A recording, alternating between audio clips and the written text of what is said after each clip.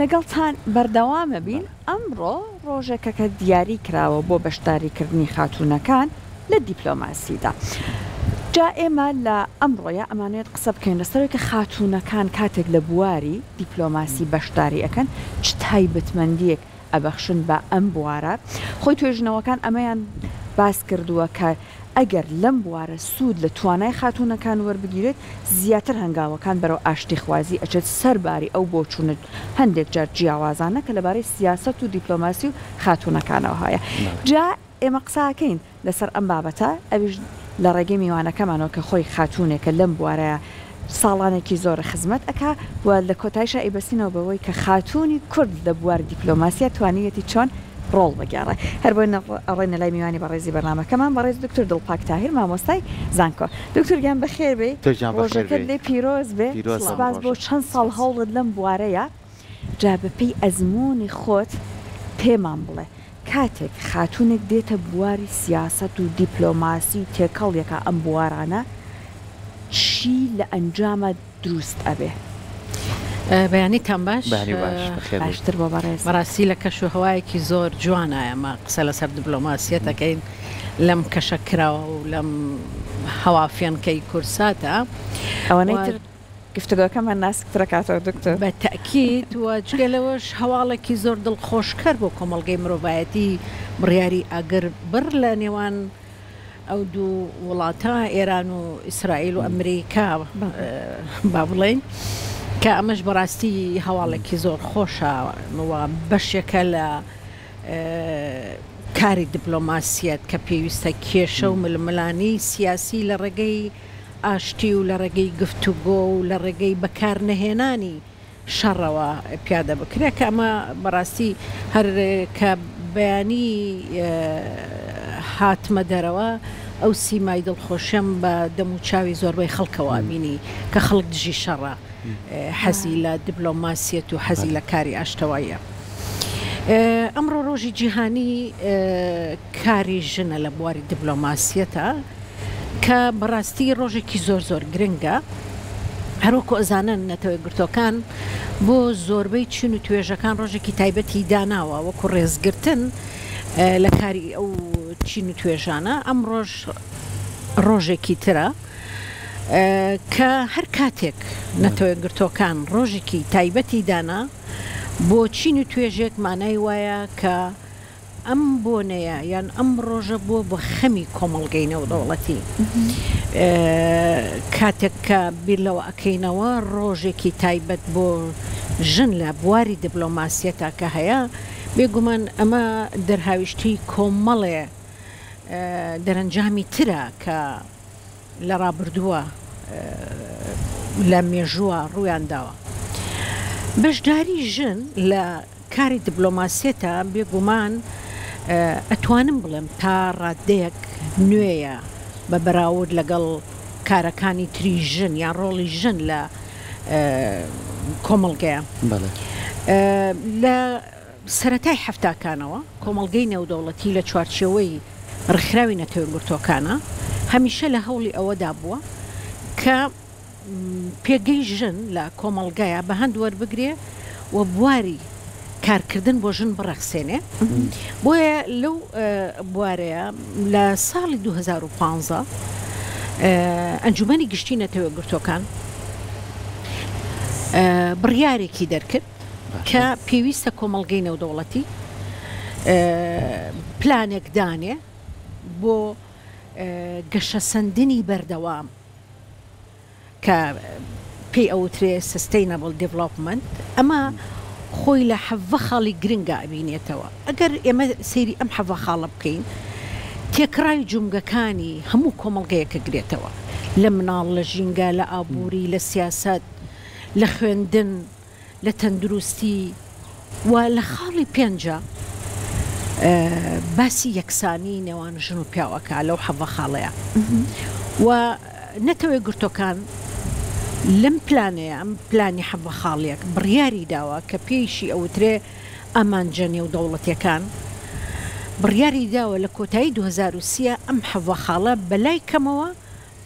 بەشێکی زۆر لە ئامانجەکانی پێکابێ. بۆیە بە بەردەوامی کاری کردووە کە چۆن بتوانێت ئەم حەڤە خاڵە جێبەجێ بکە لە چوارچەوەی بەستنی کۆنگرا لە چوارچەوەی بەستنی وەرکشۆپ و هاندانی ڕێکخراوە نێودەوڵەتیەکان NGO-کان و لە ڕێگەی کۆمەڵی پلانی ترەوە بۆیە هەر لە ساڵی 2000 ئەنجومەنی ئاسایشی نەتەوەیەکگرتوەکان بڕیارێکی گرنگی تری دەرکرد کەش بڕیاری 1325 ئەم بڕیارە خۆی لە دوو بڕگەی سەرەکیا بینێتەوە یەکێکیان باس لە بەشداریکردنی ژنەکە لە ناوەندەکانی بڕیار و خاڵێکی کەش باس لە بەشداری ژنەکە لە پرۆسی ئاشتەوایی لە کاتی شەڕ و ململانەکانە کە ئەمەش بۆ خۆی وای کردووە وڵاتانی پابند کردووە کە پێویستە لە کاتی شەڕ و ململانەکانە ڕێز لە ئیرادەی ژن بگیرێ کە بوار بە ژن بدرێ هەروەکو بە ڕێزت لە سەرەتاوە ئاماژەت بەوەدا کە ژن لە پرۆسی سیاسیە ئاشتەواییانە ڕفتارەکە بۆ کۆمەڵگەی نێودەوڵەتی دەرکی بەمە کردووە کە پێویستە لە کاتی شەڕ و ململانی سیاسی و چەکداریە پێگەی ژن بە هەند وەربگرێ بۆیە ئەم دوو هەوڵەی نەتەوەیەکگرتوەکان چ ئەوەی ئەنجومەنی ئاسایش و چ ئەوەی ئەنجومەنی گشتی نەتەوەیەکگرتوەکان بۆ هۆی ئەوەی کە لە 26/2022 بڕیارێک دەربکات کە ڕۆژی 24/6 هەموو ساڵێک تەرخان بکە بۆ ڕۆژی دیپلۆماسیەتی ژن کە ئەمە بەڕاستی بۆ خۆی کارێکی زۆر گرنگە ئێمە ئەبێ بیلەوە بکەینەوە بۆچی نەتەوەیەکگرتوەکان ئەم ڕۆژەی دەرکرد یەکەم ئەمە باگراوندێکی مێژوویی هەیە چونکە لە ڕابردووە درک بەوە کرا کە کاری دیپلۆماسیەت قۆڕەح کرابوو تەنها بۆ پیاوان ژن کەمترین بەشداری هەبوو بۆ نمونە ئەگەر ئێمە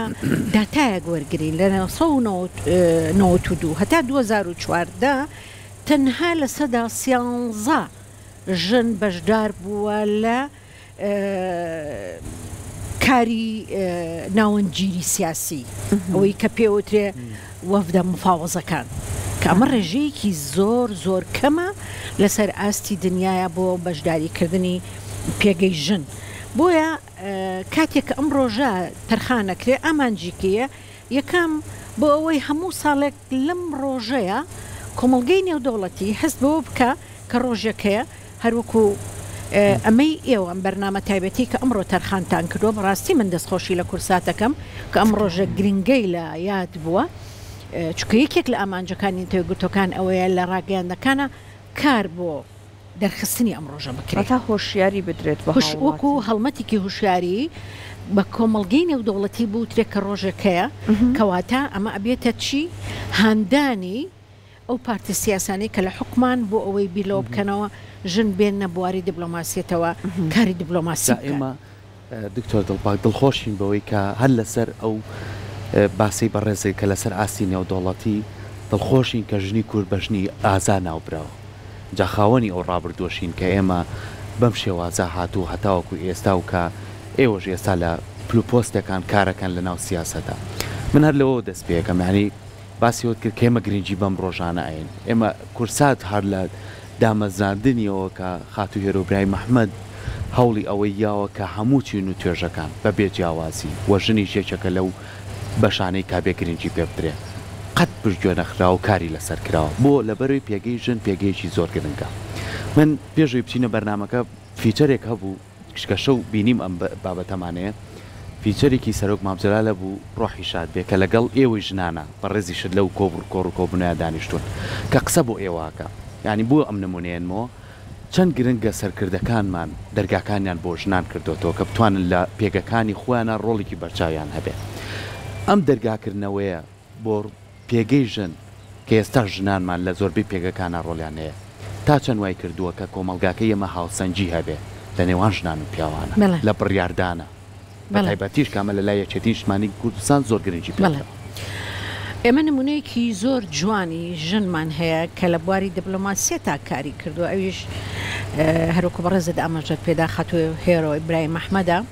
لێرە ڕێز و سڵاو خۆشەویستیم بۆی هەیە و چاوەکانی ماچەکەم هێرۆخان یەکێکە لەو ژنە نمونەیانەی کە لە کاری سیاسیە بەڕاستی ژنێکی دیپلۆماتکار بوو هەمیشە باوەڕی بەوە بووە کە پێویستە کێشەکان بە دیپلۆماسیەت بە گفتوگۆ چارەسەر بکرێ نەک پەنا ببرێتە بەر تند و تیژی و یان ڕق و کینە لە کاری سیاسیە کە ئەمە بەڕاستی یەکێکە لە سیفاتە جوانەکانی خەڵکی سیاسی جگە لەوەش جەنابی مام جەلال ڕابەرە لە مەسەلەی دیپلۆماسیەتە زۆر جار خودی جەنابی مام جەلال ڕوبەڕووی ڕەخنە ئەبوویەوە لە ئەندامەکانی خۆی کە مام جەلال زۆر جار لە سیاستکردنە هەندێک تەنازولات ئەکا بۆ هەندێک پارتی سیاسی کە نابێوا بێ ڕاستی ئەمە لە ڕوانگەی بەهێزی ئەو بەڕێزە نەبووە بەڵکو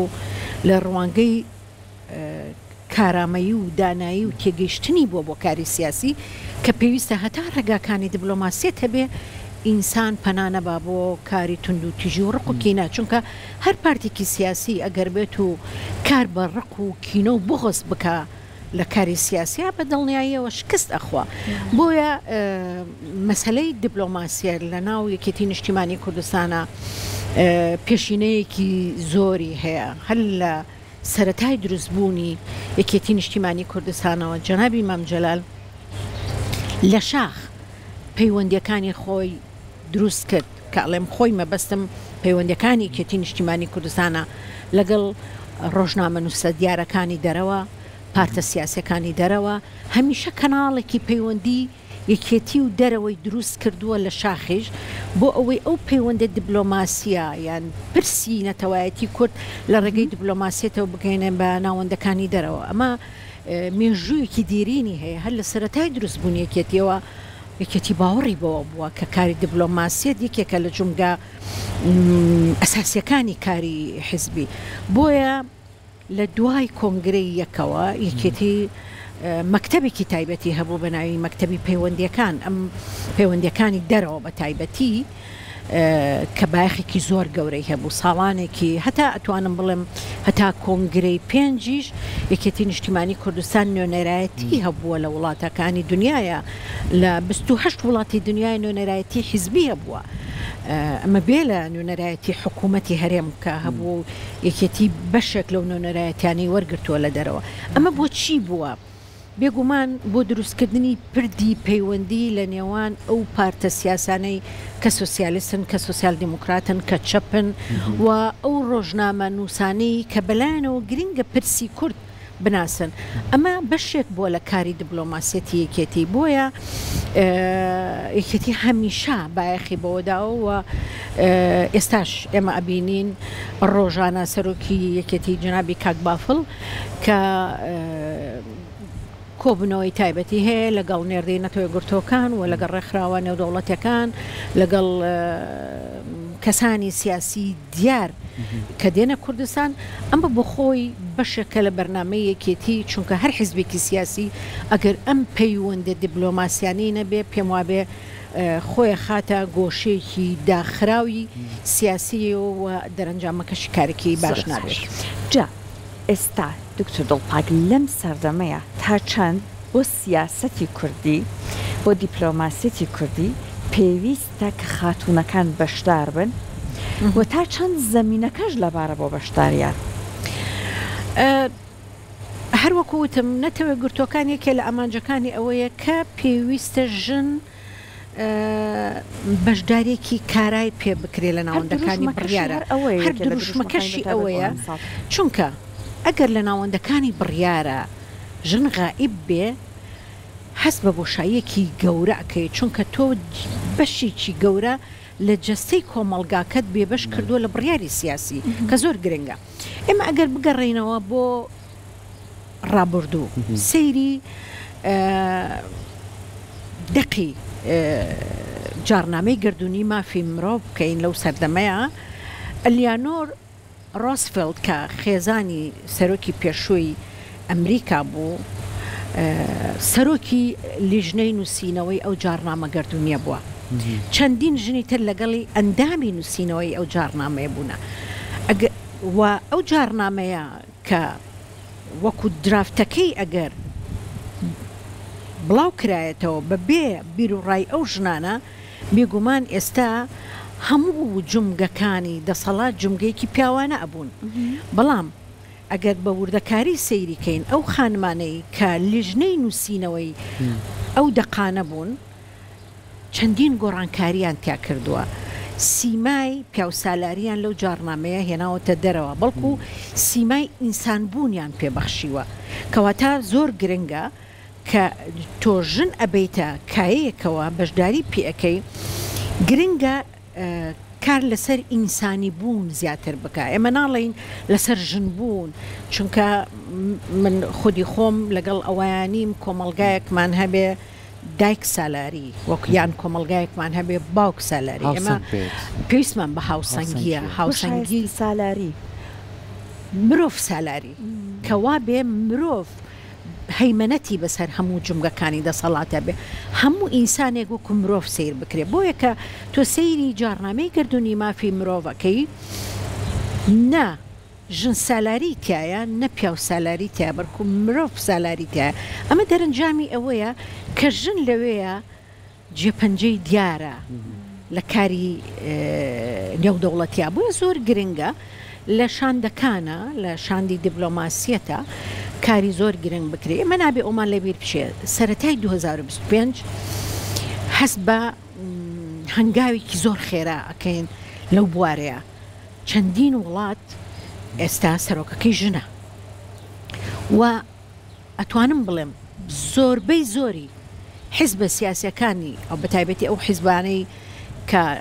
دەسەڵاتی باڵیان هەیە وتە بێژەکانیان ژنە کە ئەمە بۆ خۆی زۆر زۆر گرنگە مانای وایە هەنگاوێکی جدین راوە بۆ ئەوەی ژن بتوانێ لە ناوەندەکانی بڕیارە ڕۆڵی هەبێ حاڵی حازر گرنگترین ئۆرگانی نەتەوەی گرتوەکان کە ئەنجومەنی ئاسایشە سەرۆکەکەی ژنە ئێمە دوێنێ پێرێ دانیشتەکانی ئەنجومەنی ئاسایشی نەتەوەی گرتوەکانمان بینی گفتوگۆکان لەسەر کێشەی نێوان ئەمریکا و ئیسرائیل و ئێران سەرۆکێکی ژن ئیدارەی ئەو ئەنجومەنەیە کرد ئەنجومەنێکی تەنفیزی باڵادەست کە خۆمان نەزانین 5 دەوڵەتی باڵادەستی تا ڤیتۆی تایە کە ئەتوانم بڵێم گەورەترین بڕیاری سیاسی لێەوە ئەترێەوە بڕیارەکانیشی بڕیاری بەهێزن بەڕاستی بۆی ئەمە مانای وایە کە ژن لە هەر پێگەیەکە تۆ دادنا لە بواری دیبلۆماسیە زیاتر جەوهری کارەکە بەهێزترەکە و پتەویەکە سەبارەت بۆ پرسیارەی جەنابەت کە ئاماژەت پێدا کە جەنابی مامجەلال ئەو کۆبنەوەی بە ژنان کرد ئەو کۆبنەوەیەکێکە لە کۆبنەوە مێژوویەکانی جەنابی مامجەلال لەگەڵ ژنانە دوو قسەی زۆر بە پیتی کردووە کە هەتا ئێستاش وەک جەوهەر ئەو قسەیە چایانی ئەوەیە چەندین دراسی لەسەر بکرێ یەکەم ئەماژەی بەوەدا کە ژنان ئێوە ئەبێ ئەوە بزانن کە مافەکانتان ناکرێ وەکو دیاری لەلایەن پیاوە بۆتان بخرێتە سەر سینیەک و پێشکەشتان بکرێ ئەوە چاوەڕێی مەکەن بەڵکو ئەبێ خۆتان خەباتی بۆ بکەن بۆ بەدەستێنانی ئەو مافە خاڵی دووهەم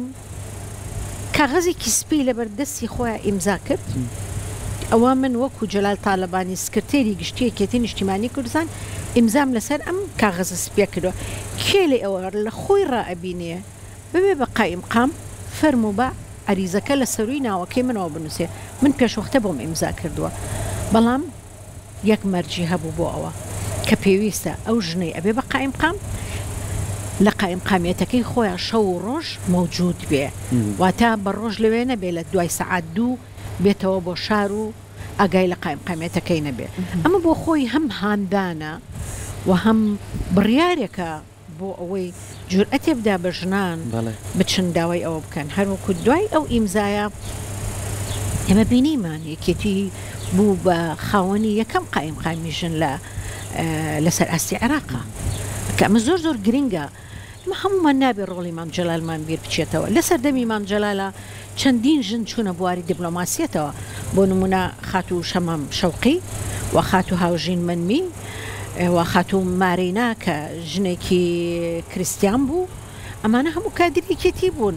بە پشتیوانی و خاتو بێرێڤان پێم وابێ خاتو بێرێڤان و خاتو هاوژین تا ئێستا لەگەڵ خاتو مارینایە تا ئێستا لە سلکی دیبلۆماسیەتان بەڵام خاتو شەمام کە ئێستا خانەنشین بووە ئەمە هەنگاوێکی زۆر گرنگە تا ئەو کاتە هیچ حیزبێک لە کوردستانە هیچ حیزبێک لە عێراقا جورئەتی ئەوەی نەکردووە ژن بنێرێتە ناو سلکی دیبلۆماسیەتەوە ئەمانە هەمووی بە هەوڵ و بە هیبەتی جەنابی مانجەلال کراوە کە من دیاردەیەکی زۆر زۆر دڵخۆشکەرە. باشە دکتۆر دڵپاک بۆی کە ئێمە زیاتر ئەم بابەتی ژن و دیپلۆماتیت و پەیوەندی دروستکردن تەنها لە یەک سێکتەرانە بەڵکووە بێ لە هەموو سێکتەرەکانە بتوانی تۆ بە شێوازێکی باش پەیوەندی دروست بکەی یعنی ئەمە نمونەشمان بینی ینی باسی نمونە جوانەکانمان کرد بۆ نمونە خاتوێر و برای مەحمەد لە منداڵە لە گەورەیە لە گەنجە لە پیرە لە خاوەن پێداویستی تایبەتە لە پەیوەندەکانی بۆ دەرەوە بە هەمان شێوە خاتو شانازی برای مەحمەد لە هەمان کاتە ئەویش لە پەیوەندەکانی لە دەرەوە لە ناوخۆ بۆ نمونە لەلایەنی ئەدەبیات بۆ ئەدەبیات پەیوەندیەکیە بۆ وەرزش پەیوەندیەکیە بۆ هونەر پەیوەندیەکیە بۆ مناڵ پەیوەندیەکیە هەموو نمونونەکانیشمان هەیە هەر لە سەرەتا مناڵ پارێزمانەیە پارێزگاری لە مناڵەکە یەکێتی ژنانمانەیە پارێزگاری لە ژنانەکە بۆ نمونە کۆمەڵش سێکتەری جیاوازمان هەیە بۆ وەرزشەوان بۆ هونەرمەندان ئەمانە پێی ئەڵێن پەیوەندی گشتگیر کەواتە کە ئێمە ئەم نمونەش نەجوانانەمان هەبێت چەند گرنگە وەکو بە ڕێزیشت کە ئێستا لە پلۆپۆستەکان هەوڵ بین کچە گەنجەکانمان بتوانین ئەوان بێنینە ناو ڕاهێنانەوە توانی خولی تایبەتیانە بێت چونکە ئەمانە ئەم بەهرانە کە لەم کەسایەتیانە بێ پێویستە بۆ چەند کەسێکی بەجێ بێڵن بۆی کە ژن ئەوی کە بە ڕێزە باسەکەی ئەو هاوسەنگی هەبێ لە نێو کۆمەڵگایە ئەکید ژیان ناوەستێت لە تەنها تایبەت نابێ بە تەمەنی ئێمە بەڵکو ژیان بەردەوامە بێ پێویستی بە گۆڕانکاری هەیە پێویستی بە گۆڕینی دەموچاوەکان هەیە ئەوەی کەمایی دڵخۆشیە ئێستا کچان ئەگەر لە ڕابردووە ئەو ژنانەی کەمتر زمانزان بوون بەڵام ئێستا ئێمە بەشێکی زۆر لە کچانمان هەڵگری بڕوانامەن لە بواری زمانەکانی فەرەنسی ئینگلیزی و زمانە زیندۆکانی دنیا کە ئەمە دەرفەتی کارکردن لە هەموو بوارەکانە ئاسانتر ئەکا بۆیە زۆر زۆر گرنگە بەڕاستی بایەخ بە گەنجان بە شێوەیەکی گشتی بدرێ لە ناویشانە ژنان چونکە زەمینەکە لەبارە بۆ پەروەردەکردنێکی کارای ژنان لەو بوارەیە ئێمە نابێ ڕۆڵی بەڕێز کاقوباتمان بیر بچێ لە پشتیوانیکردنی ژن لەو بوارانەیە لە 2010 زۆر سەرسەختانە بەرگری کرد و داکۆکی کرد لە ڕێگەی نەتەوەی گرتوەکانەوە بۆ دروستکردنی سنتەرەکانی یەکسانی جەندەر لە ناو زانکۆکانە کە ئەمە بەڕاستی هەنگاوێکی زۆر مەدەنیانە و گرنگ بوو چونکە بوونی سنتەرەکانی جەندەر لە ناو زانکۆکانە کاریگەری ڕاستەوخۆی لەسەر بەرزکردنەوەی ڕانکینی زانکۆکان وی ئەبینی ساڵانە ڕانکینی زانکۆکانی کوردستان بەردەوام لە هەڵقشانایە لە ئاس زانکۆکانی عێراقا چونکە بە بەراورد بەوە سیرەکەی لە عێراقا دژی تەنانەت وشەی جەندەر بڕیار دەرەکرێت کە ئەمە واکە زانکۆکان لە زاویەکی داخراوە کار بکەن بۆیە یەکێتی نیشتیمانی کوردستان بڵێ ئامانجی ئەوەیە کە ژن بێنێتە کایەکانی بڕیاردانەوە و لەم چەند مانگەی یان پار و پێرارە ئەمە بینیمان ژن چووە بوارەکانی مفاوەزات دانوستانکردن لەگەڵ حیزبەکانە یەکێتی نوێنەرێکی ژنی هەبوو لە وەفدی مفاوەزا کە ئەمە بەڕاستی بۆ خۆی هەنگاوێکی گرنگە هەنگاوێکی تازەیە ئومێدیشمان وایە کە یەکێتی لەسەر ئەم بەرنامە و لەسەر ئەم مۆدیۆمەی بەردەوام بێ بۆ ئەوەی هەروەکو حیزبێکی سوسیال دیموکرات بە 100% بەرنامە سیاسەکەی خۆی جێبەجێ بکات زۆر سپاس بەڵەکانی بەڕێزت سپاس بۆ هەوڵت بە هیوایەوەی کە ئیشەڵڵا ئەم ئازایەتی ژنانە وا بێت لە بواری سیاست و دیپلۆماسیەکەش هەست زیاتر ئەسپێخوان هاوبەر زۆر سپاس دکتۆرە سپاس بۆ تۆ نمونەتان زیابێ و هەمیشە ئێوە بمێنن بۆی کە بتوانن ژنان هەمیشە ئەو بڕیاردەرە بن ئەو هاوسەنگیە بن لە ناو کۆمەڵگایە کە بتوانین ئێمە پشتیان بۆ بەستین و ئەوشمان بیر نەچێ پیاوانیش پاڵ پشتیان بن بۆی کە کاری باش و باشکەن ئەوە زۆر گرنگە دووبارە سپاس بۆ تۆ دەستە خۆش زۆر سپاس.